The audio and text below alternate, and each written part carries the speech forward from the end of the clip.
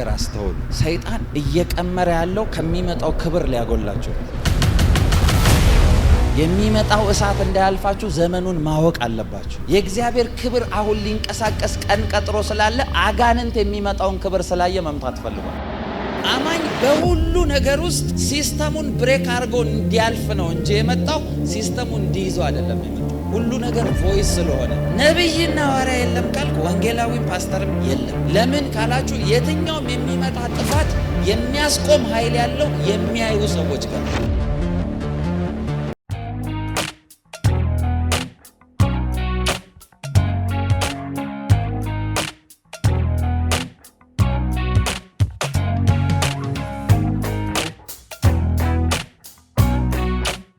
መጽሐፍ ቅዱሳችሁን ከያዛችሁ አንደኛ ዜና 12:32 ታወጣላችሁ። ዛሬ የማስተምራችሁ የዛሬ የመልእክቴ ርዕስ እሳቱ እንዳያመልጣችሁ ዘመኑን እወቁ።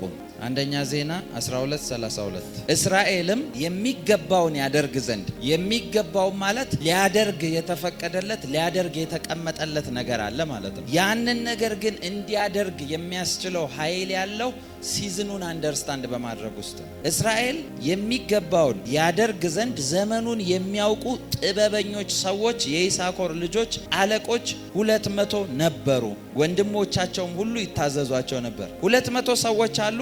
የነዚህ 200 ሰዎች ስራ ምንድነው ካላችሁ ሲዝኑ ምን አምጥቷል? ሲዝን ውስጥ ምን አለ? ይሄንን ነው ሰርች የሚያደርጉት። 200 ናቸው። ይሄን አድርጉ ሲሏቸው ይታዘዟቸው። ሉቃስ 19 ቁጥር 41 እስከ 44 ሲቀርብም ከተማይቱን አይቶ አለቀሰ፣ እንዲህም እያለ ለሰላምሽ የሚሆነውን በዚህ ቀን አንቺስ እንኳን ብታውቂ፣ አሁን ግን ከዓይንሽ ተሰውሯል። ወራት ይመጣልሻልና ጠላቶችሽም ቅጥርሽን ይቀጥሩልሻል፣ ይከብቡሻል፣ በየበኩሉም ያስጨንቁሻል። በአንቺም ውስጥ የሚኖሩትን ልጆችሽን ወደ ታች ይጥላሉ። በአንቺ ውስጥ ድንጋይ በድንጋይ ላይ አይተውም። የመጎብኘትሽን ዘመን አላወቅሽምና። ሰምታችኋል? ምንን አላወቅሽም? የመጎብኘትሽን። እንግዲህ ይሄንን ያለው ጌታ ኢየሱስ ነው። ሲዝን መጥቶ ነበረ ግን አላወቅሽው። ስላለፋት ነው አለቀሰላት የሚል። አብዛኛው በጌታ ነኝ የሚል ሰው ጠቅላላ ጌታን የሚከተል ሰው ሲዝንን አንደርስታንድ ስለማያደርግ ሲዝን ውስጥ ያለውን ነገር ፎከስ አድርጎ ስለማያቅ ሉዝ ያደርጋል። አንዳንድ ጊዜ ደግሞ ችግሩን ልንገራችሁ። ሲዝን ካለፋችሁ የሆነ ጊዜ ካለፋችሁ አይ ደግሜ ሰራዋለሁ እንደምትሉት እንደዚህ ምድራዊ ነገር ላይ እንዳለ እንቅስቃሴ እንዳይመስላችሁ። ሌላ ሲዝን ነው የሚያስጠብቃችሁ። ምክንያቱም ከዚህ በፊት ሳወራችሁ መንፈስ ዓለም እንደ ሉፕ ነው የሚንቀሳቀሰው ብያቸዋለሁ አይደል? የሆነ አንድ ሰርክል ሮቴሽን የሚጠብቅ። ይህንን ደግሞ ምሳሌ አድርጌ ስነግራችሁ ብዙ ፋሚሊዎች ጋር የሚከሰቱ የጨለማ ዓለም ፍላጻዎችን አንስቼ አውርቼላችኋለሁ። ለምሳሌ አንዳንድ ሰዎች ምን ይላሉ? እኛ ቤተሰብ ላይ ግንቦት ወር እየጠበቀ ሰው ይሞታል ይላሉ። ሰምታችሁ ታውቃላችሁ?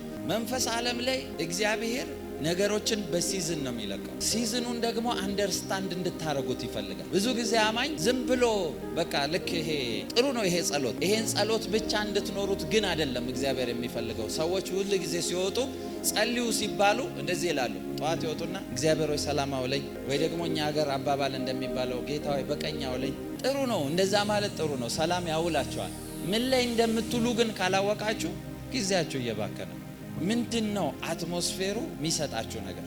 ለምሳሌ እዚህ መጽሐፈ ዜና ላይ አሁን ያነበብኩላችሁ ቃል የይሳኮር ነገዶች አሉ። ከነገዱ ውስጥ የተውጣጡ 200 ሰዎች አሉ። የተውጣጡበት ምክንያት የተመረጡበት ምክንያት ምንድን ነው ከተባለ ሲዝኑን ሪድ እንዲያደርጉት ነው። ሲዝኑን አንደርስታንድ እንዲያደርጉት፣ ሲዝን ምን ይዞ እየመጣ እንዳለ፣ ሲዝን ውስጥ ምን ፓኬጅ እንዳለ ምልክትን እያዩ ነበር የሚያውቁ። ምክንያቱም በምልክት እግዚአብሔር ይናገራል ወይ ካላችሁ፣ አዎ ምልክትን በሰማይ ያስቀምጣለሁ ይላል። እያንዳንዱ የሚሆነው ነገር እንደ መንፈሳዊ ሰው ፎሎ ካደረጋችሁት ሳይን እያስቀመጠላችሁ ነው የሚሄደው እግዚአብሔር። ለምሳሌ ፕሮፌቲክ ነገር አንደርስታንድ ስላላረጋችሁት እንጂ እያንዳንዱ ነገር ቮይስ አለው። ለምሳሌ የተቀመጣችሁት ምን ላይ ነው?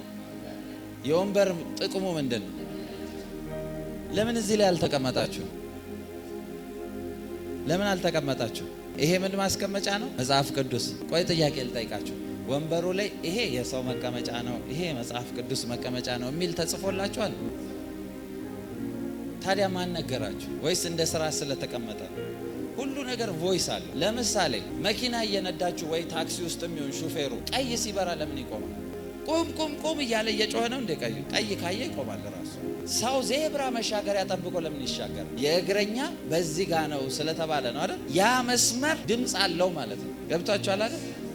ልክ እንደዛ ብዙ ሰዎች እንደዚህ በመንፈስ ዓለም ድምጽ ያላቸውን ነገሮች ስላላወቋቸው ነው እንጂ እግዚአብሔር ስለማይናገር አይደል። ብዙ ጊዜ የሰውን ሁኔታ አንተ እንደዚህ ነህ፣ እንደዚህ ውስጥ አልፈን የመጣኸው እንደዚህ ሆነሃል ብለን ስንናገር ምልክቶችን ሪድ እንድናረግ ያደርጋል። ዲፍረንሱ ምንድነው? የምናየው ምልክቶች ትርጉማቸውን እናውቃለን። እግዚአብሔር በምልክትም ስለሚናገር ማለት ከኔ ጋር ናችሁ? እስቲ አሜን በሉ። ዘመን ላይ ዘመኑ ሲመጣ ምን ይዞ መጣ የሚለውን ዋይዝ መሆን አለባችሁ። ለምሳሌ በደንብ ስሙኝ፣ ይሄንን በጌታ በደንብ ስሙኝ። መጽሐፍ ቅዱስን ታምናላችሁ አይደል? እዚህ ውስጥ ያለው ሁሉ ትሩዝ እንደሆነ ታውቃላችሁ። እስቲ ትሩዝ ከሆነ አንዱ የተጠቀሰው ቃል የይሳኮር ነገዶች ዘመኑን ያውቁ ነበር ይላል። 200 ሰዎች ዘመኑን ማወቅ ብቻ አይደለም፣ ዘመኑ ላይ የሚሆነውን ነገር ሲነግሯቸው ወንድሞቻቸው ሁሉ ይታዘዟቸው ነበር ይላል። ለምን? ኢፌክቲቭ ስለሆነ ውጤት የሚሰጣቸው መንገድ ስለሆነ እነሱ ምልክት የሰጧቸውን ነገሮች ተቀብለው አፕላይ ነው የሚያደርጉት። ዘመንን ማወቅ ካለ፣ ዘመን ውስጥ የሚያወራ ድምጽ ካለ እግዚአብሔርም እናንተ እንድትንቀሳቀሱ የሚፈልገው ዘመኑ በሚሄድበት ቮይስ። አሁን ለምሳሌ መንግስታት ይቀየራሉ አይደል? መንግስት ሲቀያየር በደንብ ስሙ። ዘመንን ማወቅ በአገልግሎት ብቻ አይደለም፣ በስራችሁ በፐርሰናል ላይፋችሁም ስለሚጠቅም ነው ማወራ። ለምሳሌ የሆነ ጊዜ ደርግ ነበር አይደል የነበረው? የደርግ ጊዜ የሚመራው መንግስት የራሱ የሚሄድበት ፕሮቶኮል አለ። ስለዚህ ሰው ያችን እየተከተለ ነው የሚሄደው። አንዳንዱ ፈርቶ እንትን ያደርጋል፣ አንዳንዱ ደግሞ ሲስተሙን አውቆት እንዴት እንደሚሰራለት አጥንቶ ይንቀሳቀሳል። ከዛ ደግሞ ደርግ ሲያልፍ ደግሞ ኢህአዴግ ተብሎ መጣ አይደል? ከዛ ደግሞ ኃይለ ማርያም በመሃል መጡ አይደል? ከዛ ደግሞ ዶክተር አብይ። አሁን የሰውን አስተሳሰብ ልነግራችሁ ነው። በጌታ ስሙኝ። እናንተ ከሁሉ የተዋጃችሁ ናችሁ። እንደዚህ አይነት የሆነ ከሚያስር ነገር ነፃ የወጣችሁ ሰዎች ናቸው። ስማርት የሆነ ሰው አይ እኔ ትውልዴ ያለበት ሀገር ሰው ስላልሆኑ ከዚህ እንትን ስላልሆኑ የኔ ጊዜ እስኪመጣልኝ ድረስ ካልክ አንተ ዘመን አታውቅም ማለት ነው። ከኔ ጋር ናችሁ? ልክ መሪን ራሱ ስታዩ እንዴት ሙቭ ማድረግ እንዳለባችሁ እግዚአብሔር በዛ ውስጥ ምልክት አስቀምጦ ነው ማለት። አማኝ በሁሉ ነገር ውስጥ ሲስተሙን ብሬክ አድርጎ እንዲያልፍ ነው እንጂ የመጣው ሲስተሙን እንዲይዘው አይደለም የመጣው። ሁሉ ነገር ቮይስ ስለሆነ ለምሳሌ በነገስታት መሾምና መሻር ውስጥ እግዚአብሔር ያወራል እንዴ ካላችሁ፣ አዎ የኢሳያስን መጽሐፍ አንብቡ። ኢሳያስ ንጉሶቹ የተቀመጡት በተለያዩበት ጊዜ ሁሉ የሚያየው የተለያየ ቪዥን። እግዚአብሔርን ከፍ ባለና በረጅም ዙፋን ላይ ተቀምጦ አየሁት። የልብሱም ዘርፍ መቅደሱ ሞልቶት ነበረ፣ መላእክቶች ቅዱስ ይሉት ነበረ ምናምን ያለው ንጉስ ኦዚያን በሞተበት ዓመት ይላል። ያንን ንጉስ ምን አድርጎ አለፈ? ምን ስለተቀየረ ነው ይሄ የተከፈተው ካላችሁ ሚስጥሩ ይገባቸው። እንዳለ ድምጽ ስለሆነ የሚቀመጠው ማለት ነው። ይሄን ለምንድን ነው ዛሬ ልታወራን የፈለከው ካላችሁኝ በደንብ ስሙ። እስቲ ጳጉሜ ላይ ይሄንን አዲስ ዓመት ስናከብር የነበራችሁ ሰዎች ኒው ኢየር ኢቭ ስናከብር የዛን ጊዜ ደጋግሜ መልእክቶች ነግሬያችሁ ነበር አይደል? የዛሬ 9 ወር ማለት ነው። እና ከነገርኳችሁ መልእክቶች መካከል አንደኛው ያልኳችሁ የብዙ ሰዎች ሚስጥር አደባባይ ላይ ይወጣል ነው አይደል ያልኳችሁ? አለ ዩቲዩብ ላይም አለ፣ እዩት። የብዙ የምታውቋቸው ሰዎች ሚስጥር አደባባይ ላይ ኤክስፖዝ ይሆናል። በዓለም አቀፍ ደረጃ ነው ይሄ የሚሆነው። ያንን ደግሞ አይታችሁታል። ነገስታቶች የተደበቁ ሚስጥሮች ሲወጣባቸው፣ መረጃ ሲወጣባቸው በዓለም አቀፍ ደረጃ አይታችኋል አይደል? ኢፒስቴን ፋይል እየተባለ ራሱ የመሪዎች ሚስጥር ሲወጣ እኛ ሀገር የስንት ሰው የተደበቀ ነገር ነው አደባባይ ላይ ኤክስፖዝ ሊሆን። እሱ ብቻ አይደለም፣ ጌታ ደግሞ አንድ ነገር ተናገረ። በዚህ ሲዝን ላይ የምታውቋቸው ትልልቅ የሙቪ አክተሮችን በሏቸው፣ ዘፋኞችም ታዋቂ ሰዎች ፊት ለፊት ላይ እጃቸውን ከፍ አድርገው ስለ ጌታ ይመሰክራሉ። ስለ ጌታ ዳኝነት ጌታን እንደተቀበሉ ይናገራሉ ብያችሁ ነበር። ታስታውሳላችሁ? እና ሰዎች ዘፈን አልበም ጨርሰው ሊያሳትሙ ባለበት እሱን እየጣሉ በቃ ጌታ ነው የሚሻለን፣ ትተናል፣ ዓለማዊነትን ትተናል፣ ዘፋኝነትን ትተናል እያሉ ብዙ ቪዲዮዎች አይታችኋል። ሳይሆን በፊት ነው እግዚአብሔር የተናገራቸው። እሱ ብቻ አይደለም፣ ሌላ አንድ ነገር ነገርኳችሁ። ጌታ የተናገረው ምንድነው? እሱ ብዙ የምታውቋቸው የተባረካችሁባቸው ትልልቅ አገልጋዮች በአደባባይ ጌታን ሲክዱ ትሰማላችሁ ነው አይደል ያልኳችሁ? አይታችኋል። ትልልቅ በጣም የምናከብራቸው የተባረክንባቸው ሰዎች ጌታን ክደው ዓለማዊ ነገር ሲያወሩ አይታችኋል አይደል ሚዲያ ላይ። አሁን በደንብ አስተውሉ። እግዚአብሔር ዘመን ውስጥ ነገሩ ከመንቀሳቀሱ በፊት ቀድሞ ሲናገራችሁ ዘመኑ ይዞት የመጣውን ነገር እንድታስተውሉ። እዛ ሲዝን ውስጥ እሱ ብቻ አልተወራላችሁ። የእግዚአብሔር ኃይል በኃይል ይገለጣል፣ የእግዚአብሔር ክብር ይገለጣል እያልኩ ብዬ ነገራችኋለሁ አይደል? በተለይ ደግሞ ይሄ 3 ዓመታት የእግዚአብሔር እጅ በኃይል የሚሰራበት ዓመት፣ አዳዲስ ነገር የሚሆንበት፣ አዳዲስ ሰዎች ወደ አደባባይ የሚገለጡበት ዓመት ነው ብዬ ነገራችኋለሁ። ከኔ ጋር ናችሁ? ይሄ ሲዝን ላይ እግዚአብሔር ይሄንን አዘጋጅቶ ሲናገር በዛው ልክ ደግሞ እናንተን ለማሳትና ዲሲፕሊን ለማድረግ የጥፋት እጅ አብሮ ይገለጣል። ለምሳሌ እስቲ በትንቢታዊ አገልግሎት የተባረከ የተጠቀመ ሰው እዚህ ብቻ ላይሆን ይችላል፣ የትም ቦታ እስቲ አሁን እግዚአብሔር እንደዚህ ተናግሯችሁ ምሪትን ሰጥቷችሁ የምታውቁ እናንተው ባላችሁበት ሲዝን ላይ እንደ ቤተ ክርስቲያን ሰይጣን የሆነ ቅስቀሳ ጀምሯል። ቃለ ሕይወት ቤተ ክርስቲያን ነብይ ሐዋርያ የሚባል በዚህ ዘመን በዚህ ምድር የለም። እስቲ የሰማ ሰው ነብይነት አለ የለም ውስጥ እነሱ ይግቡ፣ እኛንስ እናገለግልበታለን።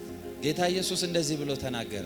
ስለ ራሴ በመሰክር አለ ራሴን ውሸተኛ አደርጋለሁ፣ የሚመሰክር ሌላ መንፈስ ቅዱስ ስላለ። እነዚህ ስጦታዎች በሰው ቫልዩ ተደርገው የሚሰጡ አይደለም። በሰው እንትን አገልግሎት ጥሩ ነው፣ አካሄድ ጸባይ ጥሩ ነው፣ ስለዚህ ይሄንን እንሾማለን በሚል አይደለም የመጣው። እንኳን በዚህ ዘመን ሐዋርያው ጳውሎስ በነበረበት ሲዝን ላይ ሐዋርያው ጳውሎስን ደቀ መዛሙርት ራሱ ሐዋርያነቱን አይቀበሉ አይደለም ተው አሁንና እና እንደዚህ ይላል፣ በጌታ ፈቃድ ሐዋርያ የሆንኩ እኔ ጳውሎስ በሰው ፈቃድ ያልሆነ። እንደው እሱን ቃል አንብብላችሁ በጌታ በጣም ነው የሚገርመኝ። ገላትያ ምዕራፍ 1 ቁጥር 1 እንደዚህ ይላል፣ በኢየሱስ ክርስቶስ ከሙታን ባስነሳው በእግዚአብሔር አብ ሐዋርያ የሆነ እንጂ ከሰዎች ወይም በሰው ያልሆነ ጳውሎስ ይላል። በኢየሱስ ክርስቶስ ሐዋርያ የሆነ ከሰዎች ወይም በሰው ያልሆንኩ። ያ ማለት አይደለም እያሉ ይዘሩበት ነበር ማለት ነው። በሉ እኔ በሰው ፈቃድ ያልሆንኩ እያለ መልእክቱ ላይ ይጽፋል። ጥያቄው ይሄ ነው፣ ስሙኝ። እኔ ይሄንን መልእክት አዲሱ ዓመት ላይ ስናገር ብዙዎች ጌታን ይክዳሉ ስል በዚህ በኩል አጋንንት እንደሚመጣ አላወኩም። ይሄ የሉም ማለት በ4 ነጥብ ጌታን መካድ። ለምንድን ነው እንደዚህ በኮንፊደንስ የምትናገረው ካላችሁኝ፣ ዮሐንስ ራእይ ላይ ሲናገር የኢየሱስ መንፈስ ያለው የትንቢት መንፈስ ነው ይላል። የለም ካልክ አንተ በጌታ የለህም ማለት ነው። አለቀ። በ4 ነጥብ ሲጀመር ይሄኛው ቅባት የሌለው ምስክር አይፈልግም ጌታ። መጽሐፍ ቅዱስ እዚሁ መጽሐፍ ላይ ሲናገር እንደዚህ ይላል፣ እናንተ የታነጻችሁት በሐዋርያትና በነቢያት መሰረት ላይ ነው። በዛ ላይ ታነጻችኋል እየተባለ የለም። ከዛ ምን ትባላላችሁ? ምን የሚል አስተምሮ አለ? አይ ያኔ ሐዋርያት የመሰረቱት ነው እነሱ ፋውንዴሽን ስለጣሉልን የለም። ከዛ በኋላ እሺ እሱን እንለፈው ይሁን ብለን ተቀባብለን እንለፈው። አሁን ቤተ ክርስቲያን ውስጥ ያለ ስጦታ ምንድነው ከተባለ ፓስተር ነው፣ ወንጌላዊነት ነው። አለቀ አይደል? ነው አይደል? እነኛ አይደል ሜንሽን የሚደረጉት? አሁን እነዚህ ሜንሽን የተደረጉበትን ቦታ ምርኮን ማረከ ይላል። ለቤተ ክርስቲያን ስጦታ አድርጎ ሰጠ። አንዳንዶችን ሐዋርያት፣ አንዳንዶችን ነቢያት፣ አንዳንዶችን ወንጌል ሰባኪያን፣ አንዳንዶችን እረኞች። ያ ማለት ፓስተር ወንጌላዊ አብሮ ነው የተሰጠው። ነብይና ሐዋርያ የለም ካልክ ወንጌላዊም ፓስተርም የለም ነው እኮ ነው አይደለም ያለው። ግን እንድትረዱት የምፈልገውን ነገር እዚህ ጋር አስተውሉልኝ። የለም የሚለው ኢሜጅ ነገሮች ክሬት የተደረጉት ለምንድን ነው ካላችሁኝ፣ ሰይጣን የሚመጣውን ነገር ቀድሞ አይቷል። ስለዚህ እያዘጋጀ ያለው የሰዎችን ልብ በመድፈን የመንፈስ ቅዱስን እሳትና እንቅስቃሴ ማጥፋት። ታርጌቱ አለ የለም ይመስላችኋል አይደል? ታርጌቱ እንደዚህ አይነት ቸርቾችን ማጥፋት። ለምን ካላችሁ የትኛውም የሚመጣ ጥፋት የሚያስቆም ኃይል ያለው የሚያዩ ሰዎች ጋር። ስለዚህ ሰይጣን ቀድሞ የሚያዩትን ነው ማጥፋት የሚፈልግ። አንዱ ማጥፊያ ደግሞ አባቶች የተባሉት እኔ እኮ ጌታ ኢየሱስ ሆይ እንደው እግዚአብሔር ምሕረት ያርግልን እንጂ አገልጋዩ አሁን ከላይ ተቀምጠው የለም ነብይና ሐዋርያ የሚሉ ሰዎች እኮ ነብይ መልእክት ነግሯቸው ነው የተሾሙት። በጸሎት መካከል ጌታ ታገለግላለህ ይልሃል እየተባሉ ያ መንፈስ እኮ ነው የትንቢት መንፈስ። የለም ሲል በምን መጣ ብለህ ብትጠይቀው ያስታውሳል የት ጋር ምን እንደተተነበየ። ችግሩ አለ የለም ይመስላችኋል አይደል? እሱ አይደለም። አሁን የመጣ ጄኔሬሽን እንደዚህ ቅባት አለ ካልከው አሳየኝ ይላል። የምታሳየው ነገር ከሌለ የምታደርገው የለም ነው። ስለዚህ የለም ብለህ ትዘጋዋለህ ማለት አለ አሳይ ከተባልክ የምታሳየው ነገር ስለሌለ የለም ብለህ ነው የምትዘጋው። እንዴ ሐዋርያው ጳውሎስ እኮ ተረት አይደለም የሚሰበከው አለ፣ ቃሌም ስብከቴም መንፈስና ኃይልን በመግለጥ እንጂ በሚያባብል የጥበብ ቃል አልመጣሁባችሁም። ስለዚህ የትም ቦታ ኃይልን የሚገልጥ ወንጌል ነው ያለን እንጂ ተረተረ ሰውን አሟሙቀን የምንሸኝበት አይደለም። የትንቢት ቅባት ከሌለ አጋንንትን እንዴት ዲዘርን ታረጋለህ? የትንቢት ጊፍት ውስጥ እኮ ነው እሱ ያለ። ስለዚህ በሌላ አማርኛ ይሄንን መንፈስ መቃወም ማለት ይሄንን የሚሄደውን የእግዚአብሔርን ሙቭ መምታት ነው የተፈለገው ማለት። ስለዚህ አጋንንት ተደላድሎ ይቀመጣል። አለቀ። ምንም አይነካም። የለም ስለተባለ ዘና ብሎ አጋንንት ቸርች ውስጥ ተመክሮ ሊወጣ ማለት ነው። አንድ ነገር ነግሬያችሁ ነበር አይደል? ስለ ኤአይ ሳወራ ይሄን ነገር ስንት ጊዜ ነው ደጋግሜ የተናገርኩት። ስለ ኤአይ አንድ ነገር ስናገራችሁ ነበር አይደል? ቢ ኬርፉል ኦፍ ኤአይ። አይጠቅምም አላልኩም፣ ተጠንቀቁ። እየታቀደ ያለው ፓስተሮችን ከቸርች አገልጋዮችን ከቸርች አውጥተው የኤአይ ፓስተሮችን ማስቀመጥ ነው ፕላናቸው። ስለዚህ አገልጋይ የለም በኮምፒውተር ከእግዚአብሔር ጋር የትብረት አድርጎ ነው ያ ሰውዬ ሊያስተምራችሁ የሚመጣ። አሁን ይህን ተናግሬ ነበር አይደል? ጀርመን ውስጥ ይኸው ተጀመረ። ጀርመን ውስጥ ሴት የኤአይ ፓስተር ወጣ። ደግሞ ትንሽ ቁጥር አይደለም 300 ሰው ቁጭ ብሎ ይሰማታል። ምን እንደሚሰሙ እግዚአብሔር ይወቅ። የእግዚአብሔር መንፈስ እኮ ሲያልፍ ኃይል ነው እየተካፈላችሁ። ህብረት ተደርጎ ከህብረት ውስጥ የተወለደ ኃይል እኮ ነው የምትካፈሉት። ስለዚህ አደንዝዞ እኛም ሀገር የፈለገው ይሄንን ነው ማለት ነው። ኢሮፕ ውስጥ ስለ ሪቫይቫል ታሪኮች ብታጠኑ እኔ ብዙ የሪቫይቫል መጽሐፎችን አንብቤያለሁና በጣም የምትቀኑባቸው አገልጋዮች አሉ። በቃ እግዚአብሔር እንደዚህም ይሰራል እንዴ የሚባልባቸው የመጨረሻ የሚያስደነግጥ የጌታን እጅ የገለጡ። ሰው ሞተ ማለት ተነስ ሲሉ ይነሳል። ለምሳሌ አንደኛው ስሚዝ ዊግልወርዝ የሚባለው ሰውየው በሀገር ሰላም ስራም ለመሄድ ይሁን ባቡር ጣቢያ ሲደርስ ባቡር ጣቢያ ያለ ሰው ሁሉ ተሰብስቦ ይንበረከካል። ስሩ ምን ሆናችሁ ነው ሲባል አንተ ላይ ያለ የጽድቅ ላይት እኛን መኮነን ጀመረ። ንስሐ መግባት እንፈልጋለን። ነግረውታል። መስክሮ አይደለም ላይቱ ነው። አንድ ሴት አለች አሁን ለምሳሌ ማሪያ ውድወርዝ ኢተር የምትባል የእሷን መግባት ከተማ ውስጥ የሚያውቁት ሰው ተጠቋቁሞ አየናት ብሎ አይደለም። ወይኔ ጌታዬ በእንደዚህ አይነት ክብር ይጎብኛል። ሰው ተነጋግሮ አይደለም። ሴትዮዋ ከተማ ሳትገባ 20 ኪሎ ሜትር ርቀት ላይ ሆና ሰዎች ይወድቃሉ። ያለባት ግሎሪ ዝም ብላ ስታልፍ ከተማ ውስጥ ሰው ይወድቃል። ስለዚህ መጣች ይባላል። ኮቴ እንደሚያከብድ እግዚአብሔር ታውቃላችሁ። ስለዚህ እዚችን ሴት ሪጀክት መደረጓን አይቶ ኮቴዋን አክብዶት ነበር ማለት። መጽሐፍ ቅዱስ ላይ ያለ 4 ለምጻሞች ዝም ብለው ሲሄዱ ከተማ ሰራዊት ሊያጠፋን እየመጣ ነው ብለው ልብሳቸውን ሳይይዙ ጥለው ሮጡ ይላል። የሰው ኮቴ ያከብዳል ማለት ነው። the same thing አለ መጽሐፍ ቅዱስ ላይ እዩ ከኤልያስ ቅባት የተካፈለው እዩ ሲያልፍ ቤተ መንግስት ይነቃነቃል። እንዴት አወቃላችሁ? የእዩ ኮቴ ነው ያስታውቃል ይባላል። ሰውየው የሄደ ኮቴ ያስታውቃል። የሆነ አንጋግቶ ነው የሚያልፈው ማለት ነው። ሼክ ነው የሚያደርገው። እንደዛ እሳት የተነሳባቸው ካቴድራሎች ኢሮፕን ሼክ ያደረገ እሳት መንፈስ ቅዱስ የለም፣ ነቢይ የለም፣ ሐዋርያ የለም በሚል ንግግር ከከተማው ላይ እሳቱን መተው ይኸው አሁን የርኩሰት መናኸሪያ ነው። ምንም ሊለውጡ በማይችሉት መንገድ እንዳለ ጥፋት ነው ያጥለቀለቀው። ስለዚህ ወዴት እየሄደ ነው አጋንንት ታርጌቱ ካላችሁ መምታት የፈለገው የሚመጣውን የመንፈስ ቅዱስ እንቅስቃሴ ነው። ግርም የሚለኝ በጌታ ስንት ነገር የተገለጠባቸውን የእግዚአብሔር ሰዎች ከላይ የተቀመጠ ሰው አይ ይሄ ካጋንንት ነው እንዳይመጣ ወይ እነሱ የሚገልጡትን ነገር ገልጦ ህዝቡን ሰላም አልሰጠው። ቁጭ ብሎ ብቻ አግደናል በሚል በቃ አይመጡም። ስንት ትውልድ ነበር እሳት የሚለኮስበት ነበር። እንደ ከተማ ምን እያደረግን ነው? ምን አይነት መንፈስ ነው ይሄንን ሪጀክት እያስደረገ ያለው? ጌታ ኢየሱስ እኮ ሲመጣ አንዳንድ ጊዜ የሰው ልብ ድንዳኔ ስትሮንግ እንደሆነ የምታውቁት ያንን መቃብር ስፍራ የነበረውን ሰውዬ አጋንንቱን ያስወጣለት። ሊያውም ከተማ ውስጥ ገብቶ አይደለም፣ ገና ከባህሩ ዳርቻ እንደወረደ መንፈሱን ነፃ አስወጣው። ድፍን ከተማ መንፈሱ እዛ ጋር መግቢያው ጋር ያለው ሊያውም ሰዎችን አታክ የሚያደርግ መንፈስ ነፃ ስለወጣላቸው ከከተማ እንዲወጣላቸው ለመኑት ይላል። አንፈልግም እዚህ ከተማ። በሌላ አማርኛ ልክ እንደ አይሁድ ጊዜ ጌታ ኢየሱስ ከተማ ውስጥ ሐሰተኛ ነው እንዳትጠጉት ተብሏል ማለት ነው። የራሱም የተወለደበት ሀገር እኮ ታምራት ማድረግ አልቻለም። አንድ ነገር አስተውሉ። ሰይጣን እየቀመረ ያለው ከሚመጣው ክብር ሊያጎላችሁ። ሰይጣን ካልኩሌት እያደረገ ያለው እናንተን ከተገለጠ ክብር ሊያጎላችሁ። መንቃት አለባችሁ። የሚመጣው እሳት እንዳያልፋችሁ ዘመኑን ማወቅ አለባችሁ። ምክንያቱም ቅድም ብያቸዋለሁ፣ ይኸው ጌታ ኢየሱስ እንኳን ቆሞ ያለቀሰላት የመጎብኛ ወራትሽን ዘመንሽን አላወቅሽም ብሎ አለቀሰ ይላል። መጎብኛዋ ጊዜ ነበር ማለት ነው። እግዚአብሔር የተናገረውን ፕሮሚስ በእናንተ ምክንያት ሉዝ ልታረጉት ትችላላችሁ። ለምሳሌ ለአብርሃም ቃልን ሲሰጠው ኪዳን ሲገባለት አብርሃምን ከ400 ዓመት በኋላ ነው አይደለ? የሱ ትውልዶች ከግዞት በኋላ ከ400 ዓመት በኋላ መጥቶ እንደሚያደናቸው የተናገረው። የልባቸው ሪጀክሽን ግን 400 ላይ 30 ምናምን ዓመት ጨምሮበታል። ስለዚህ ሙሴ ሲመጣ አይተው ምልክቱን ስላላወቁት ሪጀክሽናቸው 30 ዓመት ጨምሮባቸው ከ430 ዓመት በኋላ ነው የመጡት። እግዚአብሔር በተናገረው ሲዝን ሰው ሰጥቷቸው ነበር፣ ሪጀክት ነው ያደረጉት። እግዚአብሔር ሲናገራችሁ ሲዝኑን እያያችሁ አስተውሉ። አሁን ይሄ ዓመት ሳይጀመር እግዚአብሔር ምልክትን ሰጥቷቸዋል። ይሄ ይሆናል የተባለው ሁሉ ይሄው ሆነ።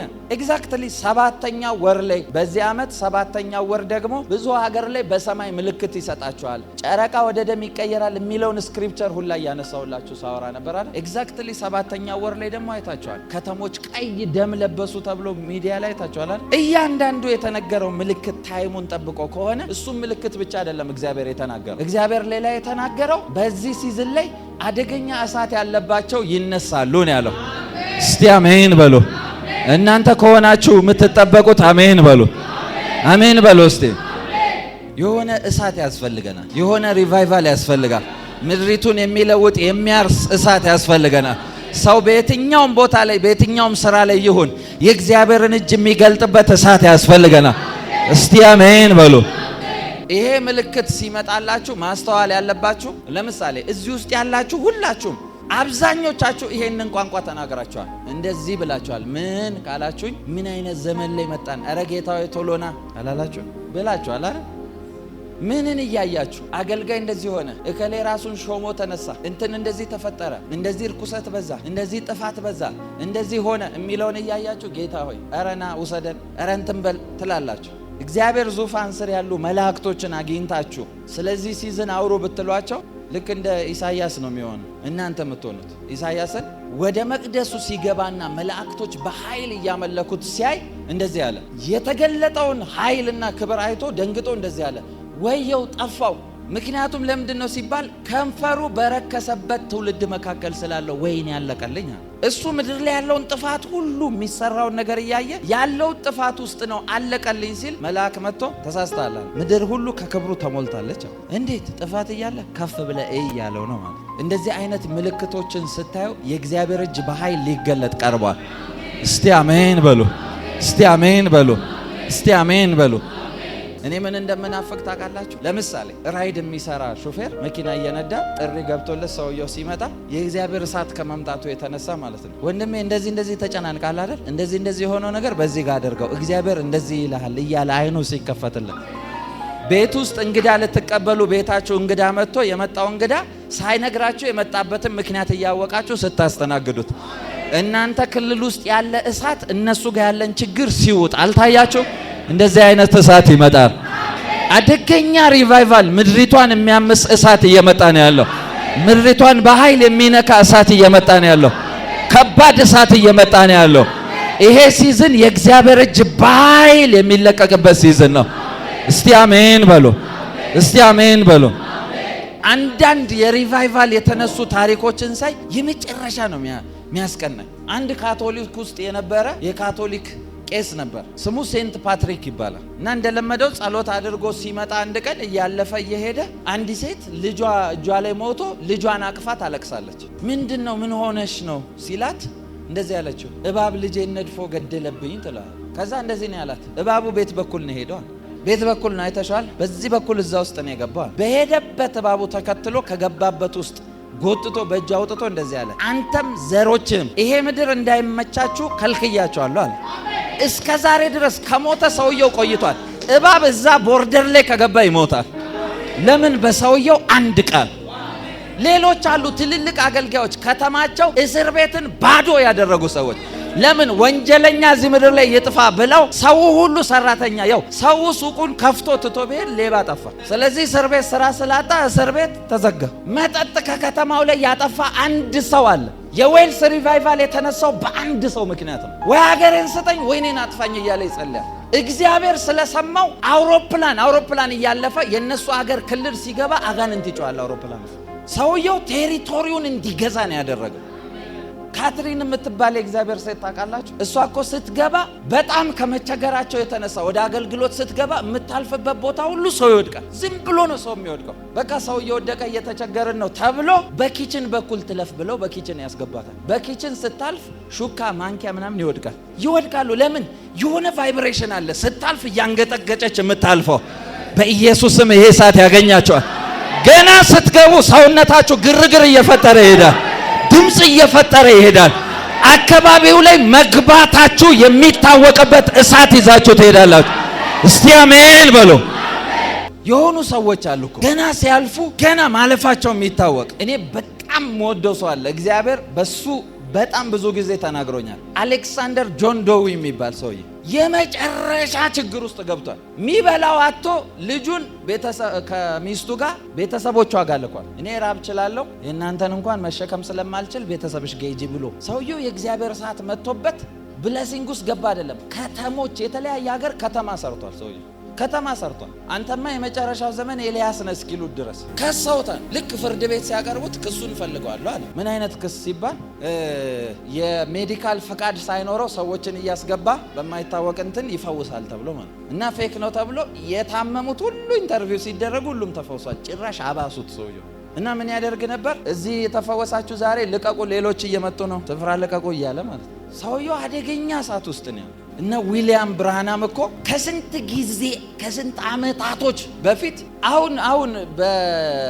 አሁን በምንድን ነው አሜሪካ ላይ የነበረችውን ካማላ ሃሪስን ተንብዋታል። እስከነለበሰችው ፐርፕል ለብሳ አንገቷ ላይ እንደዚህ አደርጋ የምትመጣለች። ንቁ፣ የመጨረሻው ምልክት እዛ አካባቢ ነው ያለው እያለ ማለት እሱ ያልኖረበትን 100 ምናምን ዓመት አልፎ ሰውየው ይናገራል። እንደዚህ ጊዜ እንደዚህ ይሆናል፣ አንድ ሴት ትመጣለች፣ የአሜሪካ ይሄኛው ቁጥር ፕሬዚዳንት ናት፣ እንደዚህ እያለ ሊኖ ዲስክራይብ ያደርጋል። ምን አይነት እሳት አግኝቷቸው። አሜሪካ ሀገር ውስጥ ባሪያ ንግድ በነበረበት ጊዜ ባሪያ ሆኖ ከነቤተሰቡ የተሸጠ አንድ ሰውዬ ነበር፣ ዊሊያም ጆሴፍ ሲሞር የሚባል ማለት ነው። እና ይሄ ሰውዬ ጌታን ይወዳል፣ ባይብል ይወዳል፣ የእግዚአብሔርን ክብር መግለጥ ይወዳል። የሚያስተምረው የለም። ባይብል ኮሌጅ ሲሄድ ያው አንድ አይኑ የጠፋ ሰው ባይብል ኮሌጅ አላስገባ ብለውት በመስኮት ተደብቆ ይማር ነበር።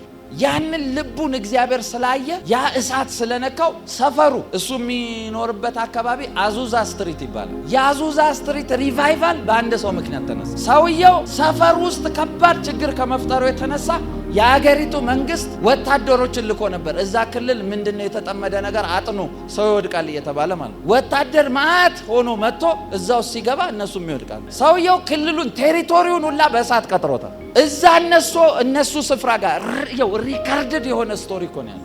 እነሱ ቦታ እግሩ ተቆርጦ እያነከሰ በክራንች የመጣ ሰው ክራንቹ እንደዚህ አድርጎ ነው የሚሄደው፣ እግሩ በቅሎ ማለት ነው። አንድ ጊዜ አንድ እግዚአብሔር ሰው በጣም አደገኛ ፈውስ ያልፍበታል እና በዊልቸር ሰው አመጡለት። ሳየው አንድ እግር የለውም። ምን ፈልገ ነው? እግር ይብቀል ተፈወሰ አይደለም ያለው፣ ሂድ ጫማ ግዛ ነው። በዛ ዘመን ላይ እግራቸው ቆራጣ ለሆኑ ሰዎች አንድ ጫማ ይሸጥ ነበር፣ አንድ እግር ጫማ እና 2 ጫማ የሚሸጥበት ቦታ ሲገባ ተሳስተን የገባው አሉት። አይ 2 ፔር ይሄን ያህል ቁጥር ጫማ አምጣ። ጫማ የሚሸጠው ሰውዬ ጫማውን አምጥቶለት ይሄኛውን አድርጎ ሁለተኛውን ጫማ ቁጭ ሲያደርገው እግሩ ከየት እንደመጣ ሳይታወቅ ሾልኮ ከተቆረጠበት ውስጥ ነው ሾልኮ። ምን አይነት ክብር ነው እግዚአብሔር የገለጠባቸው። አዙዛ ስትሪት ላይ እኮ ይሄ እሳት ያስነሳው ሰውዬ አይደለም፣ ህፃናት ትንንሽ ህፃናት ሰው ታሞ ሲመጣ ምን ፈልገ ነው ይሉታል። አይኔ እንዲበቅል ፈልገ ነው ይብቃል ይሉታል። አይኑ ከየት እንደመጣ ሳይታወቅ ይወጣል። ጆሮ የተቆረጠ ይበቅላል። ማብቀል ነው ስራቸው። ዝም ብሎ ሱፐርናቹራል ኃይል ነበር ያንቀሳቀሱት። የእግዚአብሔር ክብር አሁን ሊንቀሳቀስ ቀን ቀጥሮ ስላለ አጋንንት የሚመጣውን ክብር ስላየ መምታት ፈልጓል። እንድትነቁ እግዚአብሔር እየነገራችሁ እንዳትተላለፉት። ይሄን ሲዝን የእግዚአብሔር ኃይል የእግዚአብሔር ክብር ምድሪቱን ሊሞላ እየመጣ ነው። ተራነት ሊቆም ነው አሁን። እግዚአብሔርን ሲራቡ ያሉ ሰዎች በኃይል በእሳት ሊነሱ ነው አሁን። የእግዚአብሔር እሳት ሊገለጥ ነው አሁን። ስሙኝ፣ ያልኳችሁ ትንቢቶች ሁሉም ተፈጽሟል። አንዱን የቀረው የማታውቋቸው ሰዎች መገለጥ ይጀምራሉ ብያቸዋል። ይኸው ስለ ሚስጥር ስለሚቀበሉት ሰዎች ስለሚክዱት ይኸው ሆኖ እያያችሁ የዛኑ ቀን ላይ አደገኛ እሳት የሚገልጡ ሰዎች፣ አደገኛ ክብር የሚገልጡ ሰዎች ይነሳሉ ብሎኛል ብያቸዋል። እዚህ ውስጥ እንዳሉ ደግሞ አምናለሁ። የሆነ እሳት ይዘው የሚገለጡ እንዳሉ አምናለሁ። ገና ሲገቡ ሰፈር ውስጥ ክብራቸው የሚታወቅ የተሸከሙት ግሎሪ የሚታወቅ የእግዚአብሔርን እሳት የሚያንቀሳቅሱ ሰዎች አሉ። እስቲ አሜን በሉ። እስቲ አሜን በሉ። እስቲ አሜን በሉ።